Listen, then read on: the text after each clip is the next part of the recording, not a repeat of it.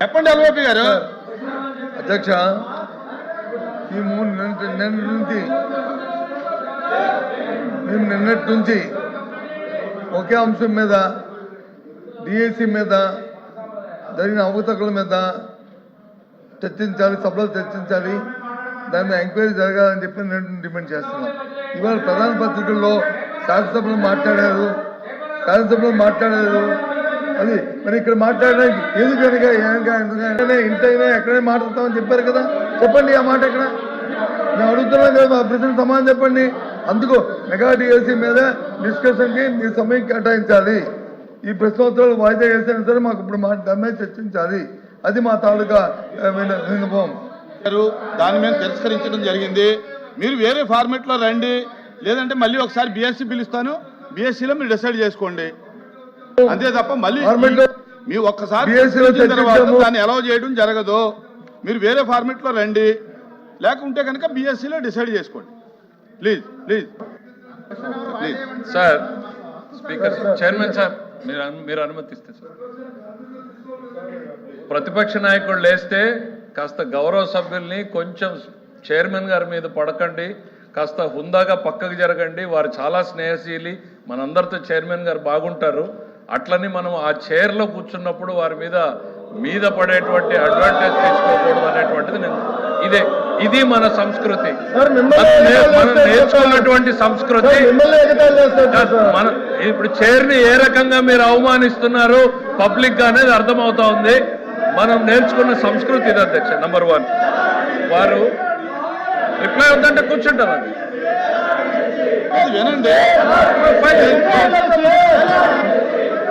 DSC మీద చర్చించడానికి అధ్యక్ష వాళ్ళ ఉద్దేశం చాలా స్పష్టంగా అర్థమైంది. మాట్లాడేకేం లేదు, అల్లరి చేసుకుని వెళ్ళిపోవాలని. అరే ఆయన ఏదో లేవనెత్తాడు, మేము క్లియర్ గా చెప్పదలుచుకున్నాం. డిఎస్సి మీద చర్చించడానికి ఈ ప్రభుత్వం సిద్ధంగా ఉంది అనేటువంటిది నిన్న బిఎస్సిలో స్పష్టంగా మీ ఎదురుగా ఆయనకు చెప్పాం. వాళ్ళ మెంబర్స్ కూడా చెప్తున్నాను అధ్యక్ష, వాళ్ళు వినుండరు. దయచేసి వాళ్ళ మెంబర్స్ ఇంటే అర్థమవుతుంది అధ్యక్ష. తమరు ఉండాల్సిన దగ్గర ఫర్మ్ గా ఉండాలి అధ్యక్ష. కొంచెం తమరు ఫర్మ్ గా లేకపోతే సభ జరపడం కూడా కష్టమవుతుంది అధ్యక్ష.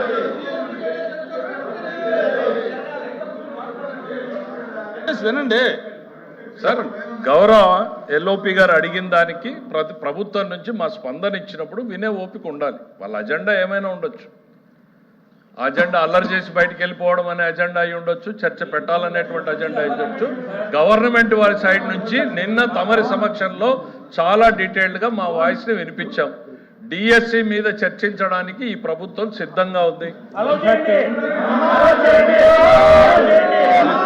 నువ్వు వచ్చి కూర్చొని చెప్తారా, మీరు లెజిస్లేటివ్ అఫైర్స్ మినిస్టర్ చెప్పేటప్పుడు ప్రభుత్వ ఆలోచనని వినకుండా మీరు డిక్టేట్ చేయాలనుకుంటే జరగదు, ఇంపాసిబుల్.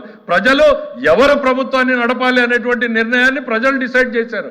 ప్రభుత్వాన్ని ఎట్లా నడపాలి, ఏ సబ్జెక్టులు తీసుకురావాలనేది ప్రభుత్వం చాయిస్. దయచేసి మీరు అనుకున్నట్టు సభ జరగదు అన్న విషయాన్ని మీరు గుర్తుపెట్టుకోవాలి. ఇక్కడ we are here to discuss about the DSC. ప్రజలకు ఒకవైపు ఎల్నినోతో ప్రజలు ఇబ్బంది పడుతూ ఉంటే తాగునీరు, సాగునీరు, వ్యవసాయం ఏ రకంగా ఈ ప్రభుత్వం వాళ్ళని ఆదుకోబోతున్నాం అనేటువంటి బాధ్యతాయుతమైనటువంటి సమాధానం చెప్పాల్సిన మీరు నిర్లక్ష్యంగా ప్రజల పట్ల ఏమాత్రం కూడా అంకిత భావం లేకుండా, వాళ్ళ సమస్యల గురించి చర్చించకుండా కేవలం రాజకీయాలు చేయాలనేటువంటి ఆలోచనతో మీరు ఈ అల్లరి చేసేటువంటి కార్యక్రమం చేస్తున్నారు తప్ప రైతులు ఏ రకంగా ఇబ్బంది పడుతున్నారు, కృష్ణా డెల్టాలో రైతుల పరిస్థితి ఏంటి, గోదావరి డెల్టా ఏంటి, రాయలసీమ ఏంటి, ఉత్తరాంధ్ర ఏంటి, ఈ రైతుల సమస్యల గురించి ఒక్క నిమిషం మీరు మాట్లాడారా? తాగునీటి సమస్యల్ని ఏ రకంగా పరిష్కారం చేయాలనేటువంటి సలహా సూచనలు ఇచ్చారా? ఇన్ని ఇబ్బందులు రాష్ట్ర ప్రజానీకం, దేశం మొత్తం, ప్రపంచం మొత్తం ఎల్లినోతో సఫర్ అవుతా ఉంటే మీకు మాత్రం మీ నిన్నో జబ్బులు పట్టాయి. నిన్నో జబ్బు వచ్చింది మీకు. మీ అజెండా మీకు తప్ప ప్రజల అజెండా మీకు అవసరం లేదు అధ్యక్ష. దిస్ గవర్నమెంట్ ఇస్ కన్సర్న్ అధ్యక్ష. ప్రజల అజెండానే మా అజెండా. ప్రజలకు అవసరమైనటువంటి ఎల్లినో మీద చర్చ పెట్టండి. ఆ తర్వాత మీరు డిఎస్సీని టేకప్ చేయండి అనేటువంటిది మీకు చెప్పాం. దానికి వీఆర్ స్టిల్ స్టికింగ్ ఆన్ అధ్యక్ష. ఎల్ఓపి గారు, లెజిస్లేటివ్ అఫైర్స్ మినిస్టర్ గారు రాష్ట్రం మీద, రాష్ట్ర ప్రజల మీద ఎంత అభిమానాన్ని చూపెడుతున్నారో మేము చూసాం. మరి ఈ అభిమానం అసెంబ్లీలో ఏమైంది అధ్యక్ష? ముందు డిఎస్సీ అక్కడ చర్చించిన తర్వాత ఏదైనా చర్చించారు కదా, మరి అక్కడ ఏమైంది అంటే అక్కడ లేదా ఇక్కడ వచ్చిందా? మేము మొదటగా ఎజెండాలో పెట్టింది మేము, వ్యవసాయం మీద చర్చించాలని అడిగింది మేము. డిఎస్సీ మీద చర్చించిన వెంటనే వ్యవసాయం మీద చర్చించండి, ప్రజలు ఇబ్బంది పడుతున్నారు, వర్షపాతం లేక, ఎరువులు దొరక్క, గిట్టుబాటు ధరలు లేక ఇబ్బంది పడుతున్నారు, అల్లాడుతున్నారు, ఎప్పుడు ఇలాంటి పరిస్థితులు ఈ రాష్ట్రంలో లేవు అని చెప్పింది మేము. ఇటువంటి పరిస్థితుల్లో ప్రజలను ఆదుకోవాలని చెప్పాం. మరి అసెంబ్లీలో మరి ఎందుకు పెట్టారు అధ్యక్ష? ముందు డిఎస్సీ పెట్టండి. అక్కడ లేదా?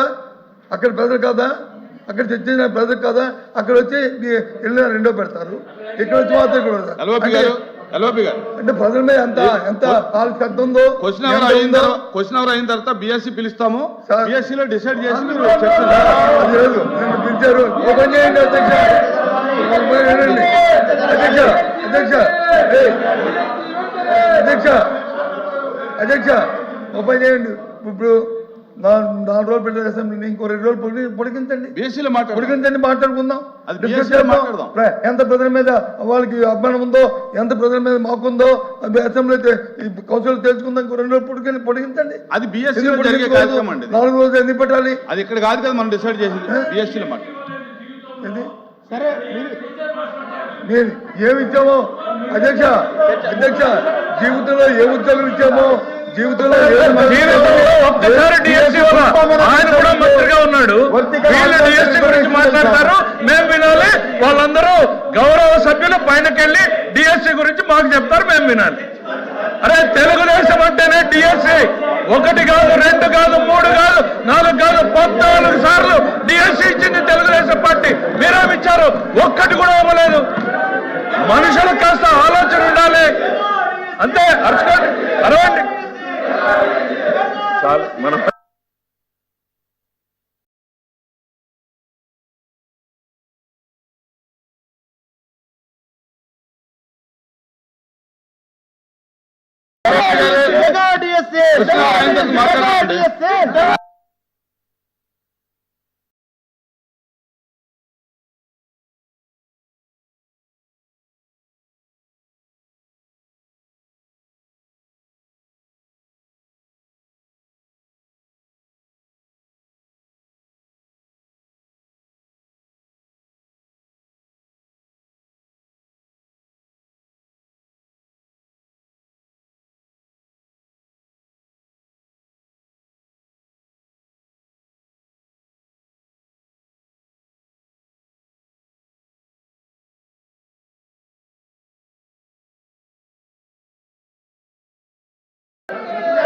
సార్ క్వశ్చన్ అవర్ నడుపుతానంత మరి చెప్పినప్పుడు దయచేసి కొంచెమైనా అర్థం చేసుకుని సహకరించి బిఎస్సీ పిలుస్తా అన్నారు, బిఎస్సీలో చర్చించుకుందాం.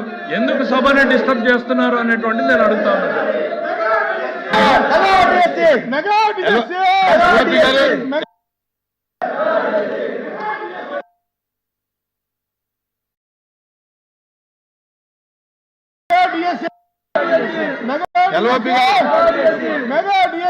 క్వశ్చన్ అవర్ అయిన తర్వాత బిఎస్సీ పిలుస్తాము.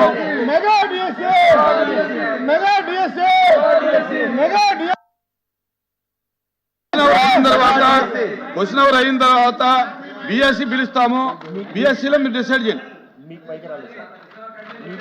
ఎల్ఓపి గారు మైక్ అంటే సో మేము మా పాయింట్ తీసుకుని టైం ఫిక్స్ చేయండి, ఇప్పుడే ఫిక్స్ చేయండి టైం. అంతే డిఎస్ మళ్ళీ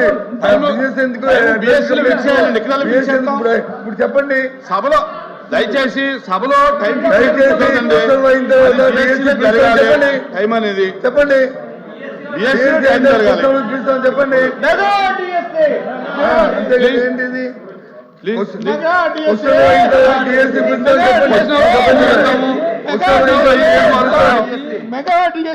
14471 మెగా డిఎస్ఏ